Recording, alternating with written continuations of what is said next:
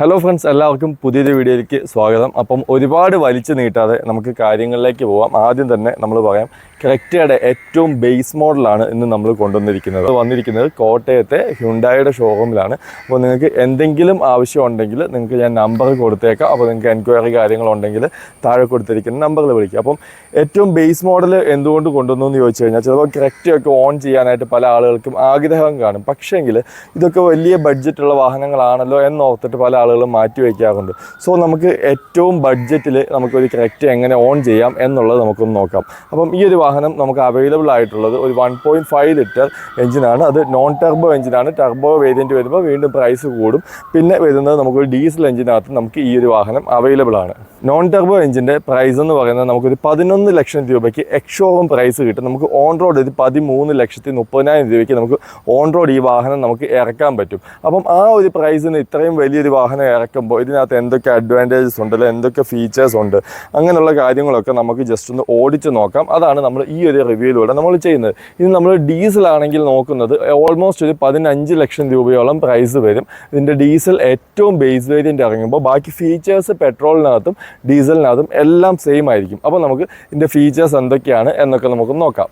ആദ്യം തന്നെ നമ്മൾ ക്രെറ്റയുടെ ഫ്രണ്ട് പോർഷനെ കുറിച്ച് നോക്കുകയാണെങ്കിൽ, ഫ്രണ്ട് ഭാഗത്ത് നമ്മൾ ആദ്യം തന്നെ പറയേണ്ടത് ഈ ഒരു ഗ്രില്ലുകളാണ്. ഗ്രില്ലുകൾ കുറച്ചൊരു മാറ്റ് ഫിനിഷിലാണ് ഈ ഒരു വേരിയൻറ്റിനകത്തൊക്കെ നമുക്ക് അവൈലബിൾ ആയിട്ടുള്ളത്. എന്നാൽ ഇതിൻ്റെ ടോപ്പ് എൻഡിലേക്കോ അല്ലെങ്കിൽ മിഡ് വേരിയൻറ്റുകളിലേക്കൊക്കെ പോകുന്ന സമയത്ത് അതെല്ലാം ഗ്ലോസി ഫിനിഷ് ആയിരിക്കും. ഒരു പിയാനോ ബ്ലാക്ക് ഫിനിഷിലായിരിക്കും നമുക്ക് ഗ്രില്ലുകൾ കാണാൻ പറ്റുന്നത്.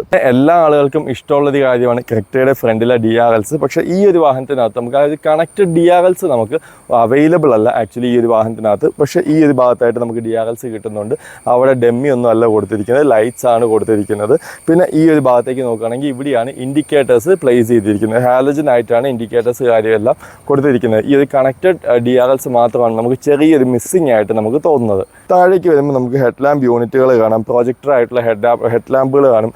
2 സെക്ഷനായിട്ട് ഒരു ഡിമ്മും ബ്രൈറ്റും ആ രീതിയിൽ 2 സെക്ഷനായിട്ടുള്ള ഹെഡ് ലാമ്പ് യൂണിറ്റുകളാണ്. ഒരെണ്ണം പ്രൊജക്ടറും ഒരെണ്ണം റിഫ്ലക്ടറും ആയിട്ടുള്ള ലൈറ്റുകളാണ് നമുക്ക് ഇതിനകത്ത് കിട്ടുന്നത്. പിന്നെ നമ്മൾ ഇതിൻ്റെ ടോപ്പ് എൻഡിലേക്കൊക്കെ പോകുന്ന വാഹനങ്ങളൊക്കെ വെച്ച് നോക്കുമ്പോൾ ഫ്രണ്ടിലെ ക്യാമറ, 360 ക്യാമറ, അങ്ങനെയുള്ള കാര്യങ്ങളൊക്കെയാണ് നമുക്ക് വലിയ ഡിഫറൻസ് വരുന്നത്. ബാക്കി കാര്യങ്ങളെല്ലാം ഓൾമോസ്റ്റ് ഇപ്പം ഈ ഒരു വാഹനത്തിൻ്റെ ലുക്കും കാര്യങ്ങളും എല്ലാം സെയിം ആണ്. താഴേക്ക് നോക്കുകയാണെങ്കിൽ വീണ്ടും നമുക്കൊരു സ്കിഡ് പ്ലേറ്റ് താഴത്തെ ആ ഒരു ഭാഗത്തായിട്ട് കാണാം. അതെല്ലാം വളരെ ഭംഗിയായിട്ട് തന്നെ ചെയ്തിട്ടുണ്ട്. പിന്നെ ഫോഗ് ലാമ്പ് എന്ന് പറയുന്ന ഒരു സംഭവം ക്രെറ്റയ്ക്ക് നമുക്ക് ഒരു വേരിയൻറ്റിനകത്തും അവൈലബിൾ അല്ല. ഒരു 4 യൂണിറ്റ് ആയിട്ട് വരുന്ന ഒരു റിഫ്ലക്റ്റീവ് ഒരു LED ഹെഡ് ലാമ്പാണ് ടോപ്പ് എൻഡിൽ നമുക്ക് കിട്ടുന്നത്. സോ അതുകൊണ്ട് ആ ഒരു പോർഷനൊന്നും നമുക്ക് ഒരിക്കലും ബേസ് മോഡൽ ആണെന്ന് തോന്നുന്നൊരു ഫീലോ കാര്യങ്ങളോ ഒന്നും നമുക്ക് കിട്ടത്തില്ല. അപ്പം ഇത്രയും കാര്യങ്ങളാണ് ഫ്രണ്ട് പോർഷനിൽ നിന്ന് നമുക്ക് പറയാനുള്ളത്.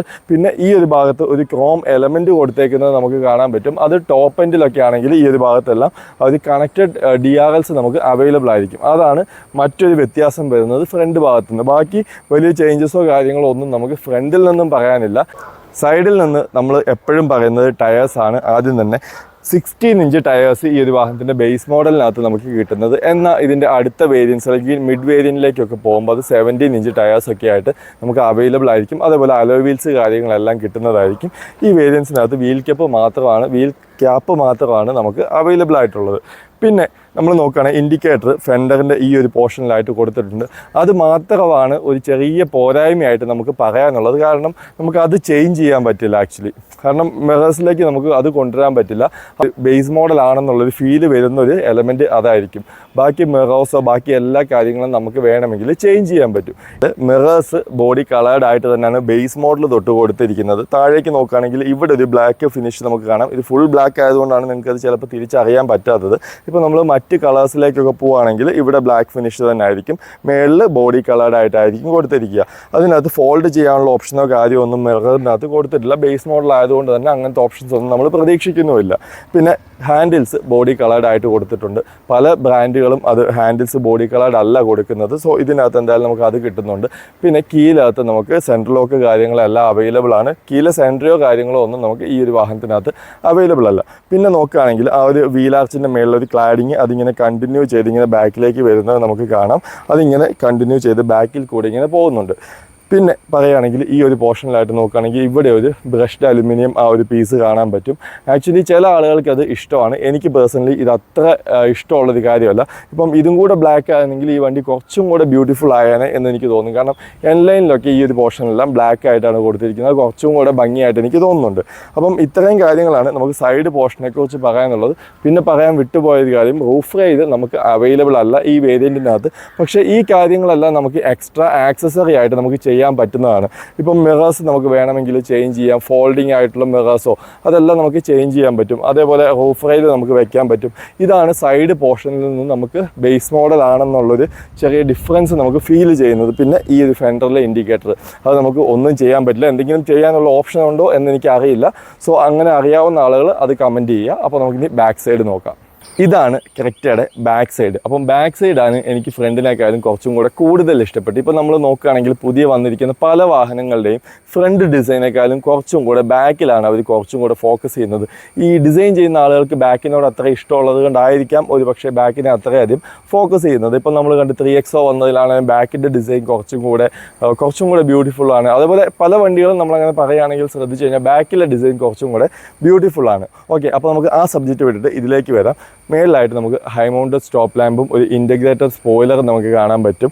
റിയർ ഡിഫോഗർ ലൈൻസോ വൈപ്പറോ കാര്യങ്ങളോ ഒന്നും നമുക്ക് ഈ ഒരു വേരിയൻറ്റിനകത്ത് അവൈലബിൾ അല്ല. അത് മാത്രമാണ് ഒരു ചെറിയ നമുക്കൊരു എന്താ പറയുക ടോപ്പ് എൻഡ് അല്ല അല്ലെങ്കിൽ മിഡ് വേരിയൻറ്റോ കാര്യമോ ഒന്നും അല്ല എന്ന് മനസ്സിലാകാനുള്ളൊരു കാര്യങ്ങൾ. പിന്നെ താഴേക്ക് വരികയാണെങ്കിൽ ഈ ഒരു കണക്റ്റഡ് ടെയിൽ ലാംപ്സ് ആണ് എനിക്ക് ഏറ്റവും അധികം ക്രെറ്റയിൽ ഇഷ്ടപ്പെട്ടിട്ടുള്ള ഒരു കാര്യം. വളരെ ബ്യൂട്ടിഫുൾ ആയിട്ട് കൊടുത്തിട്ടുണ്ട്.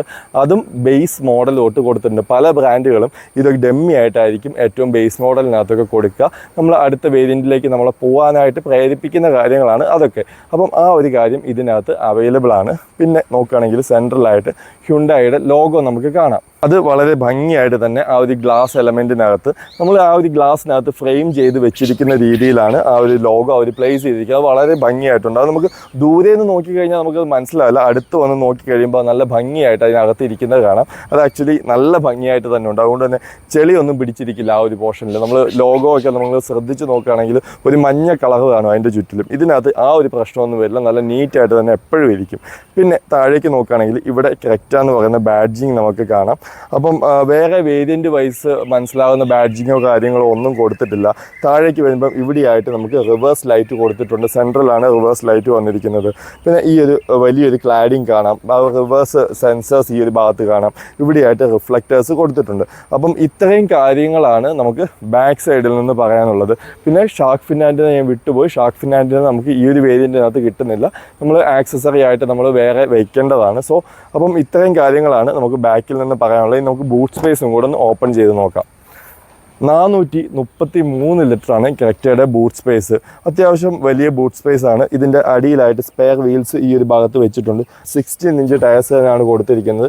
അതിനകത്തും കമ്പനി പിശുക്കോ കാര്യങ്ങളോ ഒന്നും കൊടുത്തിട്ടില്ല. പിന്നെ ഇത് നമുക്ക് വേണമെങ്കിൽ കയറി ഇരിക്കുകയൊക്കെ ചെയ്യാം. ഞാൻ പല വീഡിയോയിലും കയറി ഇരുന്ന് കാണിച്ചിട്ടുള്ളത് കൊണ്ട് ഞാൻ ഇതിനകത്ത് വീണ്ടും അത് കാണിക്കുന്നില്ല. സോ നമുക്ക് വേണമെങ്കിൽ കയറി ഇരിക്കാം. പിന്നെ ഒരുപാട് കുഴിയിലല്ലാത്തതുകൊണ്ട് സാധനങ്ങൾ വെക്കാനും എടുക്കാനും ഒക്കെ ഭയങ്കര സിമ്പിളായിരിക്കും. രണ്ട് സൈഡിലും ഈ ഒരു ഭാഗത്തും ഇവിടെയും ചെറിയ സ്റ്റോറേജ് സ്പേസ് ഉണ്ട്. നമുക്ക് ചെറിയ സാധനങ്ങളൊക്കെ വെക്കാനുള്ള സ്റ്റോറേജ് സ്പേസ് ഉണ്ട്.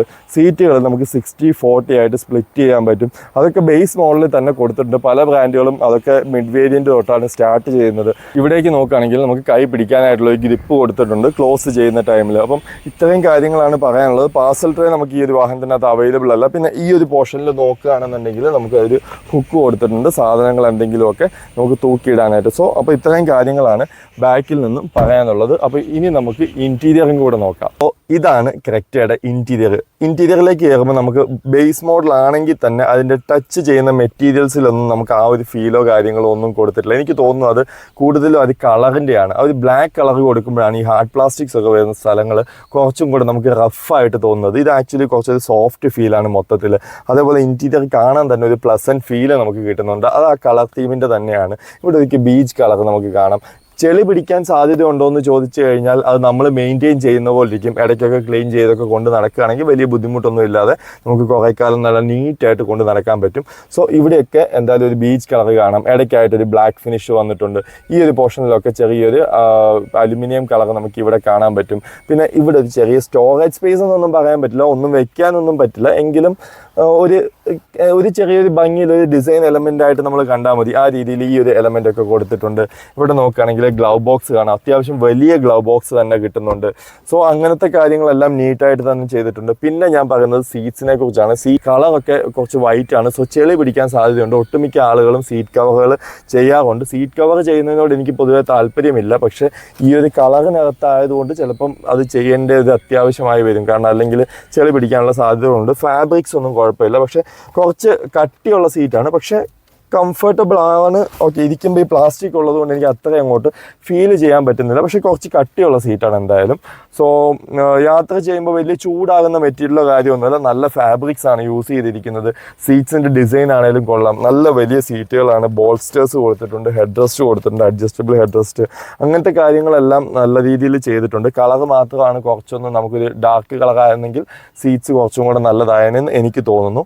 പിന്നെ നമ്മൾ നോക്കുകയാണെങ്കിൽ ഇവിടെ ഇൻസ്ട്രുമെൻറ്റ് ക്ലസ്റ്ററോ കാര്യമൊന്നും നമുക്ക് ഈ ഒരു വേരിയൻറ്റിനകത്ത് നമുക്ക് അവൈലബിൾ അല്ല. ഇനി നമുക്ക് ഇൻസ്ട്രുമെൻറ്റ് ക്ലസ്റ്റർ വേണം എന്നും പറഞ്ഞ് നമ്മൾ നെക്സ്റ്റ് വേരിയൻറ്റിലേക്ക് പോവുകയാണെങ്കിൽ പ്രൈസ് ഓൾമോസ്റ്റ് ഒരു 1.5 ലക്ഷം രൂപയോളം കൂടുതൽ വരും. അപ്പം അത് വെച്ച് നോക്കുമ്പോൾ ആക്ച്വലി നമ്മൾ ഇത് വാങ്ങിയിട്ട് ഇതിനകത്ത് ഇൻസ്ട്രുമെൻറ്റ് ക്ലസ്റ്റർ നമ്മൾ ആഡ് ചെയ്യുന്നതായിരിക്കും നല്ലത്. അതേപോലെ മിറേഴ്സ് നമുക്ക് ഫോൾഡ് ചെയ്യാനുള്ള ഓപ്ഷൻ അതൊക്കെ നമുക്ക് വേണമെങ്കിൽ എക്സ്ട്രാ ആഡ് ചെയ്യാൻ പറ്റും. അതൊക്കെയാണ് നമുക്ക് ചെറിയ ചെറിയ ഡിഫറൻസ് നമുക്ക് വരുന്നത്. വേറെ വലിയ കാര്യങ്ങളൊന്നും ചേഞ്ചസ് ഒന്നും വരുന്നില്ല ഇതിൻ്റെ അടുത്ത വേരിയൻറ്റിലേക്ക് പോകുമ്പോൾ.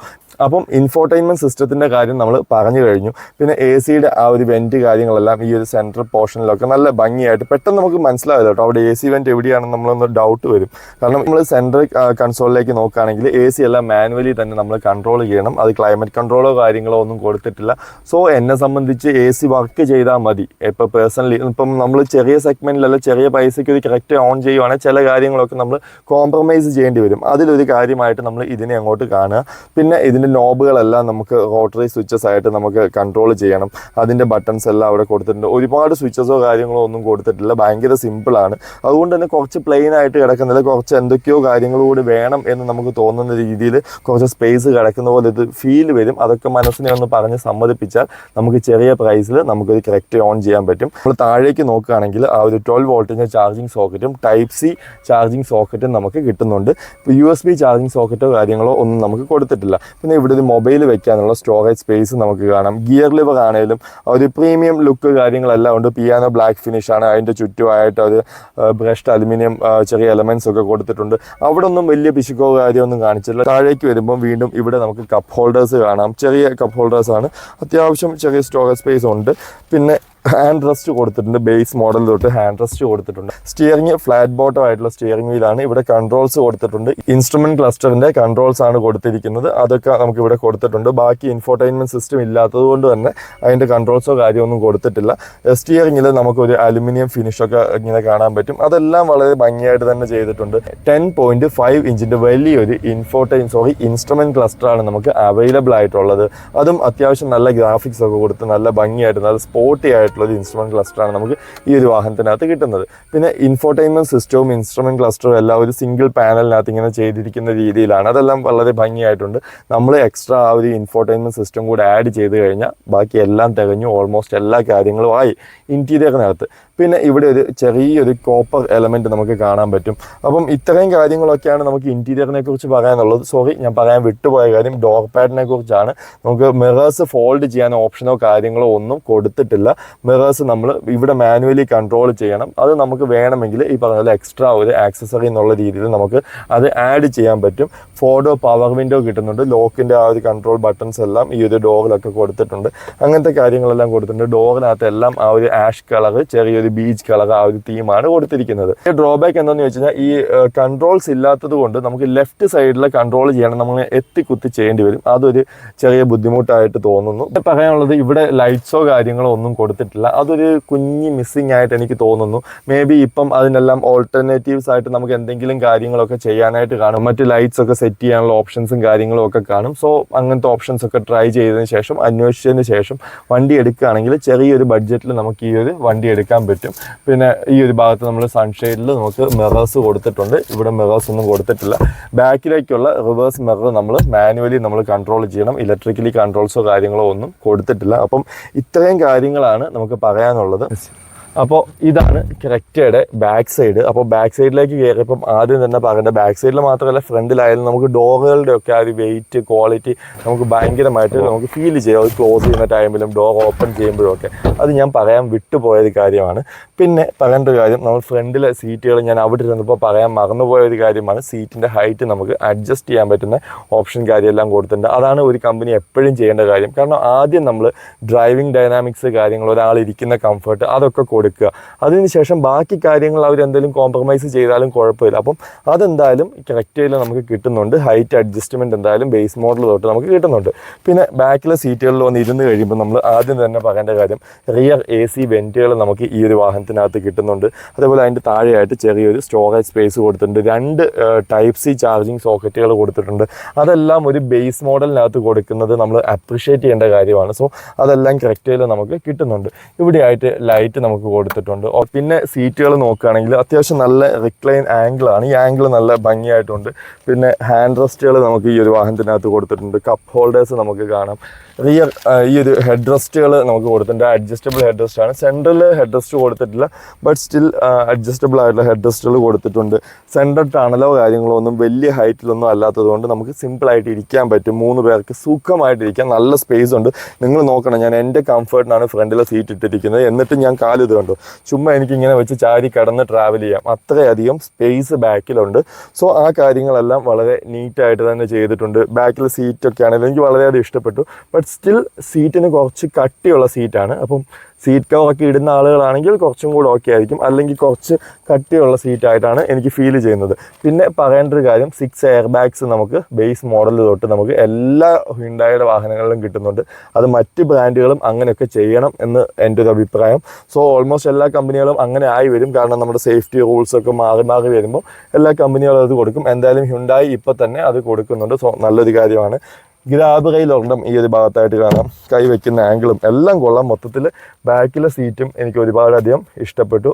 അപ്പോൾ ഇത്രയും ഫീച്ചേഴ്സൊക്കെയാണ് നമുക്ക് ക്രെറ്റയുടെ ബേസ് മോഡലിനകത്ത് കിട്ടുന്നത്. ഓൾമോസ്റ്റ് ഞാൻ പറയുകയാണെങ്കിൽ ഒരു അലോയ് വീൽസ് നമുക്ക് അത്യാവശ്യമാണ്. അലോയ് വീൽസ് നമുക്ക് പിന്നീട് നമുക്ക് വാങ്ങിയിടാം. ആക്സസറി ആയിട്ട് നമുക്ക് എക്സ്ട്രാ വാങ്ങാൻ പറ്റുന്നതാണ്. അതേപോലെ ഇലക്ട്രിക്കലി അഡ്ജസ്റ്റ് ചെയ്യുന്ന മിറേഴ്സും വെച്ച് ഒരു ഇൻഫോർടൈൻമെൻറ്റ് സിസ്റ്റവും വെച്ച് കഴിഞ്ഞാൽ ഓൾമോസ്റ്റ് ഈ ഒരു വാഹനത്തിനകത്ത് വേണ്ട എല്ലാ കാര്യങ്ങളുമായി. ഇതിനു വേണ്ടി നമ്മൾ മറ്റ് സെഗ്മെൻറ്റിലേക്ക് പോകാം. ഒരുപാട് ക്യാഷൊക്കെ കയ്യിലുള്ള ആളുകൾക്ക് പോകാം. ഞാൻ പറഞ്ഞത് ഇപ്പോൾ ബഡ്ജറ്റിൽ ഒരു ക്രെറ്റ ഓൺ ചെയ്യണം എന്ന് ആഗ്രഹിക്കുന്ന ആളുകളിലേക്ക് ഈ ഒരു വാഹനം നല്ലൊരു ഓപ്ഷൻ ആയിരിക്കും. സോ അതുകൊണ്ട് തന്നെ ഈ ഒരു വാഹനം നല്ലൊരു വാല്യൂ ഫോർ മണി എന്നാണ് എനിക്ക് ഫീൽ ചെയ്യുന്നത്. നിങ്ങളുടെ അഭിപ്രായം എന്തായാലും നിങ്ങൾ കമൻറ്റ് ചെയ്യുക. നിങ്ങൾക്ക് എന്തെങ്കിലും എൻക്വയറി കാര്യങ്ങളുണ്ടെങ്കിൽ താഴെ കൊടുത്തിരിക്കുന്ന നമ്പറിൽ വിളിക്കുക. നിങ്ങൾക്ക് ഇതുപോലെ മറ്റ് വാഹനങ്ങളുടെ ഫീച്ചേഴ്സ് കാര്യങ്ങളൊക്കെ അറിയണം എന്നുണ്ടെങ്കിൽ നമ്മുടെ വീഡിയോസിൻ്റെ താഴെ നിങ്ങൾ കമൻറ്റ് ചെയ്താൽ മതി. അപ്പോൾ thank you for watching this video.